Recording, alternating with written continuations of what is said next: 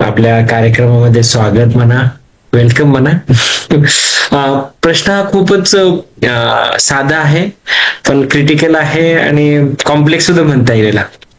पण it is very interesting. मुद्दा असा नाही की हा काही प्रॉब्लेम फक्त मला असं वाटत नाही विद्यार्थ्यासाठी आहे. हा प्रॉब्लेम पॅरेंट्ससाठी सुद्धा आहे, हा प्रॉब्लेम अडल्टसाठी सुद्धा आहे, सगळ्यांसाठी. पण नो डाऊट पॅरेंट्स असो किंवा जे काही सिनियर असतात त्यांना फरक पडत नाही, कारण त्यांना कामावर जायचंच असतं. कारण mentally they are fix one, they are mentally they are matured. मुलांमध्ये काय प्रॉब्लेम येतो आणि किंवा कॉलेज गोईंग मुलांसाठी, आपल्या सर्वांसाठी एक महत्वाचा मुद्दा आहे. आपण विचार सरणी ही घडत चाललेली असते. You are under the grooming stage आणि तुमचा वेळ हा खूप मूल्यवान असतो. समजा तुमचा वेळ जो अभ्यासाचा आहे, तुमच्या करिअरचा आहे, हा वेळ खूप मूल्यवान आहे. ह्या कार्यामध्येच, ह्या काळामध्येच प्रॉब्लेम काय येतो की तुम्ही जेव्हा मेंटली घडत असतात तेव्हा सोशल मीडिया तुमच्या मेंटली तुम्हाला डिस्ट्रॅक्ट करू शकतो. बरेच विद्यार्थी मध्ये सर आम्ही तर होणार नाही, आम्ही स्ट्रॉंग आहेत.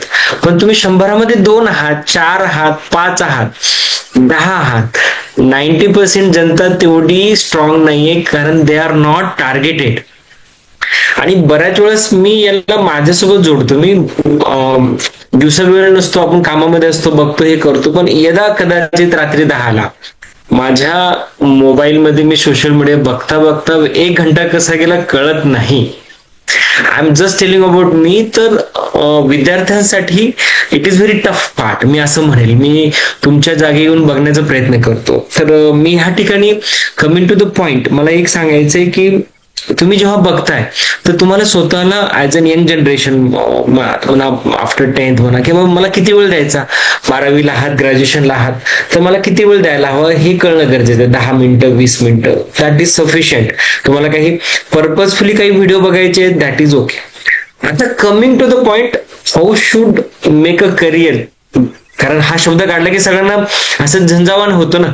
पण मित्रांनो, तुम्ही एक काळ गेल्यानंतर, तुम्हाला एक स्वतःची बुद्धी आल्यानंतर, स्वतःचा तुम्ही विचार केल्यानंतर तुम्हाला असं जाणवते की yes, I can do career in this one, आणि मला हेच करायचं, मला हे आवडतंय. Then you have a clear career path.